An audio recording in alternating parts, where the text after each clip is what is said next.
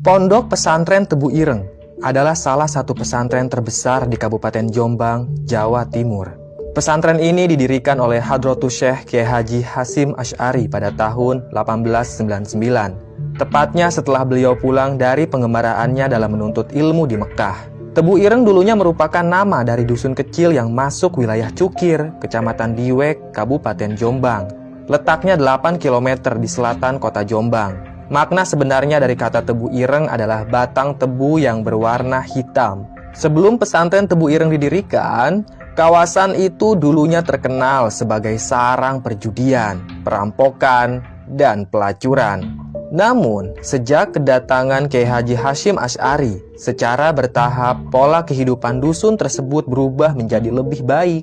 Awalnya, kegiatan dakwah sang kiai dipusatkan di sebuah bangunan yang terdiri dari 2 buah ruangan kecil yang terbuat dari anyaman bambu. Satu ruangan digunakan untuk pengajian, sementara satu ruangan lagi digunakan untuk tempat istirahat sang kiai beserta istrinya, yaitu Nyai Khadijah. Dan seiring berjalannya waktu, santri yang berdatangan menimba ilmu semakin banyak dan beragam. Hingga akhirnya Tebu Ireng dikenal ke seluruh penjuru Nusantara. Cahaya ilmu sang kiai telah menyinari umat dari generasi ke generasi. Namun, untuk mencapai kejayaan seperti ini, jalan terjal harus ditempuh oleh pesantren Tebu Ireng. Salah satu perjuangan berat sang kiai ialah saat para santri Tebu Ireng harus melawan komplotan pendekar hitam. Komplotan pendekar itu dipimpin oleh sang dukun sakti bernama Kang Wiro. Kang Wiro ini adalah penguasa tempat maksiat bernama Kebo Ireng. Dulu, Kebo Ireng merupakan tempat lokalisasi yang berada di areal pabrik gula desa Cukir. Kang Wiro lah yang berkuasa di kawasan lokalisasi itu. Kang Wiro terkenal sangat bengis. Dia juga dukun yang sangat sakti. Kala itu, Kang Wiro seringkali mengganggu pesantren Tebu Ireng karena dia merasa pesantren adalah sebuah ancaman bagi kekuasaannya di desa Cukir. Kemudian Kang Wiro melakukan teror terhadap pesantren. Untung saja kala itu ada seorang santri bernama Abdullah. Dia berani menantang Kang Wiro untuk berduel 1 lawan 1. Abdullah merupakan salah satu santri yang sakti. Dia punya kanuragan tingkat tinggi. Baik, seperti apa kisah duel antara Abdullah dan Kang Wiro? Tanpa banyak basa-basi lagi, langsung aja kita simak ceritanya. Abdul hidup bersama pamannya yang bernama Karnaim. Mereka tinggal di sebuah kampung kecil yang penduduknya tidak begitu banyak. Kedua orang tua Abdul sudah lama meninggal. Dari kecil, Abdul diurus oleh pamannya yang bisa dibilang tidak ramah. Apalagi istri Karnaim yang bernama Nyai Roro. Wanita itu punya sifat buruk. Dia selalu memperlakukan Abdul dengan semena-mena. Keluarga Karnaim dari dulu seringkali menjadikan Abdul sebagai alat untuk mencari uang. Dari kecil, Abdul dipekerjakan di ladang tembakau milik Belanda. Upahnya tentu saja dinikmati oleh Karnaim beserta istrinya. Perlu diketahui, Karnaim ini mandul. Ia dan istrinya tak pernah punya anak. Makanya mereka mau mengurus Abdul. Dan saat Abdul berumur 19 tahun, ia beralih profesi menjadi penambang pasir di Sungai Cijoro. Lokasi sungai itu jauh dari perkampungan Abdul. Dari sanalah Abdul punya banyak kenalan. Banyak komplotan pemuda yang menambang pasir di sungai itu. Cara mereka menambang pun masih sangat tradisional. Mereka menyelam ke dasar sungai, lalu mengeruk pasirnya menggunakan batok kelapa. Sedikit demi sedikit, pasir itu mereka kumpulkan, lalu diayak atau disaring agar bebatuannya terpisah dari pasir. Setelah itu, pasir akan diangkut, lalu dijual dengan harga yang murah. Maklum, zaman dulu pemerintah Belanda seringkali mempermainkan harga. Mereka membeli dengan harga murah dan menjualnya kembali dengan harga yang mahal. Tapi Abdul tetap memilih bekerja sebagai penambang pasir ketimbang di perkebunan bakau. Di perkebunan bakau itu, Abdul tidak suka pada juragan tanahnya. Ia merupakan orang Belanda. Si juragan tanah seringkali membentak dan menganiaya para pekerja kalau ada kesalahan, walaupun kesalahan itu sepele. Sementara itu, Karnain yang merupakan pamannya Abdul, dia berprofesi sebagai penjual kelapa di pasar. Tapi Karnain punya kebiasaan buruk. Dia suka sekali berjudi di ajang adu ayam. Berkali-kali usahanya itu bangkrut karena uangnya ludes pakai judi. Nyai Roro bahkan harus menjual tanahnya untuk memodali usaha suaminya itu. Abdul bosan pada perlakuan paman dan bibinya itu. Dia ingin sekali minggat dari rumah, tapi Abdul tak tahu harus kemana. Hingga di suatu hari saat Abdul pulang dari sungai, ia berpapasan dengan seorang lelaki yang umurnya kisaran 29 tahunan. Lelaki itu memikul setengah karung beras dan tas kampek yang terbuat dari karung goni. Tas itu terisi penuh oleh pakaian dan makanan. "Tunggu nak," ucap lelaki itu pada Abdul. "Iya Kang, ada apa?" tanya Abdul. "Bisa bantu aku bawakan karung ini? Nanti aku kasih upah," ucap si lelaki di hadapan Abdul. Ia memang tampak kesulitan dengan barang bawaannya itu. "Kemana Kang?" tanya Abdul. "Ke Pondok Tebu Ireng. Aku mondok di sana," ucap lelaki itu. Abdul pernah mendengar kawasan itu, tapi dia tidak pernah tahu kalau ada pondok pesantren di Tebu Ireng. "Jauh tidak Kang?" tanya Abdul. "Lumayanlah, tapi tidak jauh-jauh amat," timpal si lelaki sambil membenarkan kopiah hitamnya yang sudah butut itu. "Ya sudah, mari aku bantu," kata Abdul. Sore itu, Abdul tidak jadi pulang. Dia malah mengantar Zakaria, lelaki asing yang baru Abdul kenal. Ia mengantar Zakaria menuju sebuah pesantren di kawasan Tebu Ireng. Abdul memikul karung yang berisi beras, sementara Zakaria menjinjing tas yang berisi pakaian dan makanan. Maghrib pun tiba, tapi mereka masih di perjalanan. Zakaria berhenti sejenak. Dia melihat ada sumber mata air di pinggir jalan. Segera Zakaria mengambil air wudhu dan menunaikan salat maghrib. Sementara itu, Abdul tidak ikut sholat. Dia malah duduk saja sambil memperhatikan Zakaria. Walaupun Abdul beragama Islam, tapi dari kecil dia tidak pernah dididik soal agama oleh pamannya. Dia sama sekali tidak bisa sholat. Setelah Zakaria selesai salat maghrib, mereka pun melanjutkan perjalanan. "Kenapa tidak ikut sholat?" tanya Zakaria. "Aku tidak bisa sholat, Kang. Dari dulu aku tidak pernah belajar agama," ucap Abdul.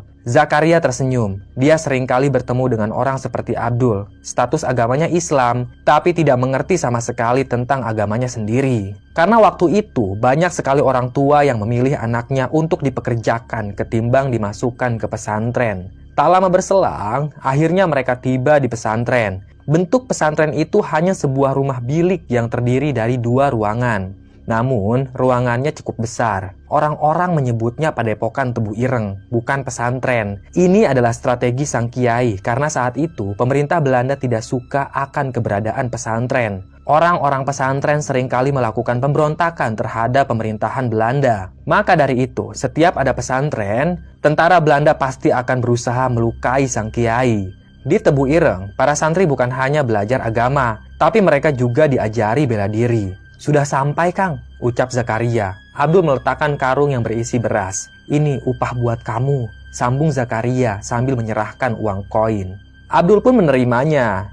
"Terima kasih, Kang," ucap Abdul. "Oh ya, ini sudah malam. Kau menginap saja dulu di sini," ucap Zakaria. Abdul terdiam sejenak. Dia pun mengiyakan ajakan Zakaria. Memang saat itu santri di Padepokan belum terlalu banyak. Hanya ada beberapa orang saja. Saat Kiai mengadakan pengajian kitab kuning, Abdul hanya ikut mendengarkan di belakang para santri. Dia terkesima dengan karisma sang Kiai. Abdul mendengarkan dengan seksama setiap kata-kata yang keluar dari lisannya Kiai. Abdul benar-benar tertarik untuk belajar lebih dalam lagi tentang ilmu agama. Seusai pengajian, Abdul pun mendekati Kiai. Dia ingin ikut nyantri di pondok pesantren yang baru berdiri itu. Tentu Abdul diterima sebagai santri. Kiai senang kalau ada orang yang dibukakan pintu hatinya untuk memperdalam ilmu agama. "Tapi aku tidak punya bekal, Kiai," kata Abdul. "Soal bekal, kau jangan khawatir.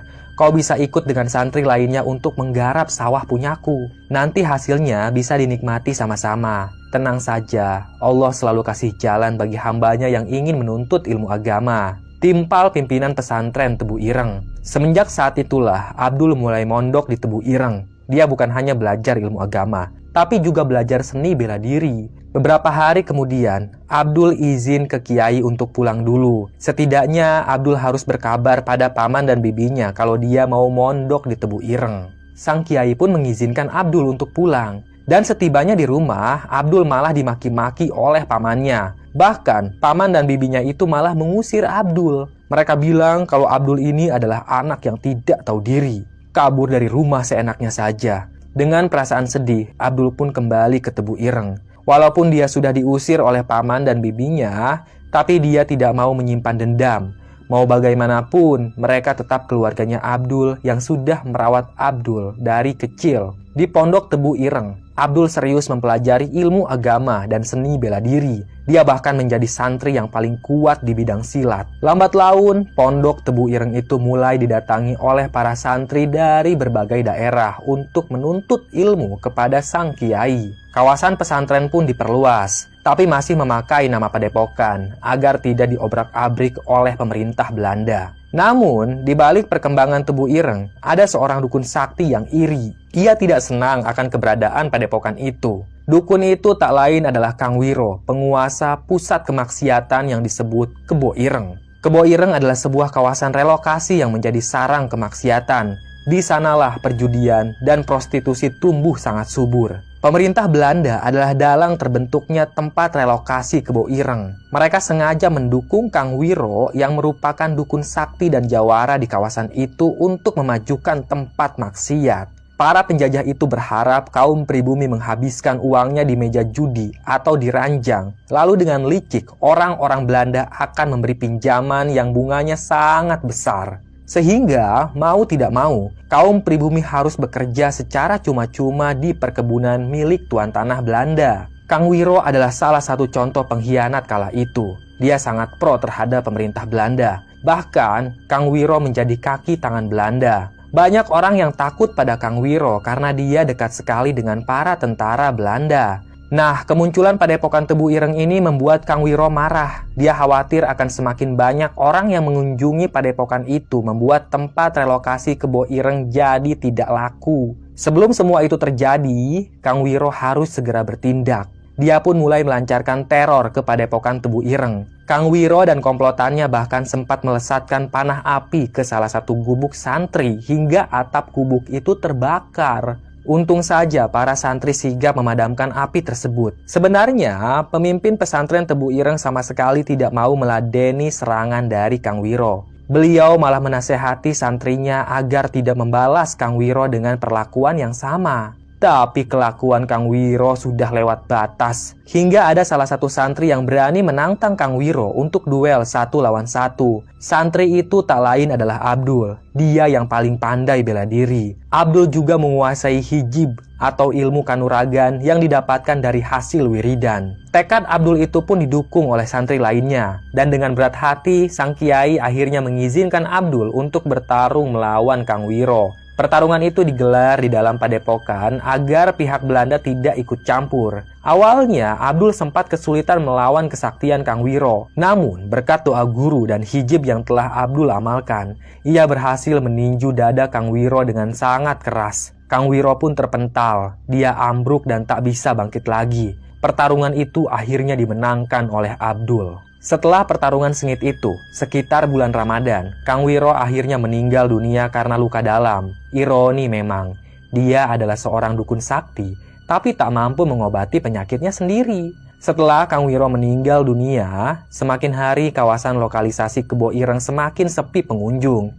Masyarakat pun mulai tertarik untuk mendatangi Padepokan Tebu Ireng yang didirikan oleh sang kiai karismatik, yaitu Hadratus Syekh Kiai Haji Hasyim Asy'ari. Beliau mengajarkan santrinya ilmu agama dan juga bela diri. Singkat cerita, pada tahun 1906 atau 7 tahun setelah berdirinya Padepokan, Kiai Haji Hasyim Asy'ari resmi mengubah nama Padepokan itu menjadi Pondok Pesantren Tebu Ireng. Kemudian, pada tahun 1913, karena rasa trauma Belanda terhadap perjuangan Pangeran Diponegoro yang banyak didukung oleh kalangan pesantren, akhirnya Belanda pun menyerang Pondok Pesantren Tebu Ireng. Dalam penyerangan tersebut, Belanda bukan hanya ingin menangkap Kiai Haji Hasyim Asy'ari, tapi mereka ingin membunuhnya. Namun, berkat kesigapan para santri, saat Belanda menyerang, sang kiai berhasil dibawa kabur keluar dari pesantren. Pesantren yang dibangun susah payah itu akhirnya dibakar oleh Belanda. Beberapa santri yang sempat melakukan perlawanan dipinta untuk mundur karena tidak mungkin melawan senjata api. Dan tak butuh waktu lama, kabar tentang pembakaran Pondok Pesantren Tebu Ireng menyebar ke seluruh Jawa dan Madura. Berita besar-besaran tentang pembakaran pesantren ini diliput surat kabar di Surabaya, Semarang, Batavia, Bandung, dan Malang. Hal itu menimbulkan simpati dan dukungan besar terhadap Kiai Haji Hasyim Asy'ari. Alhasil, hanya 20 hari setelah penyerangan, hampir 1.000 simpatisan datang ke Tebu Ireng. Mereka mengirim bahan bangunan, makanan, uang, serta tenaga untuk mendirikan kembali pondok pesantren Tebu Ireng. Dukungan masyarakat yang meluas ke seantero Jawa, serta tekanan dari parlemen di negeri Belanda atas tindakan sewenang-wenang di tanah koloni, membuat aparat Belanda di Dusun Cukir tak berkutik. Hal inilah yang menyelamatkan Kiai Haji Hasyim Asy'ari dan pesantrennya, yaitu Pesantren Tebu Ireng. Sampai saat ini, Pondok Pesantren Tebu Ireng masih memancarkan cahaya ilmunya untuk generasi demi generasi. Selesai. Terima kasih sudah menyimak cerita Mbah. Tunggu cerita-cerita lain.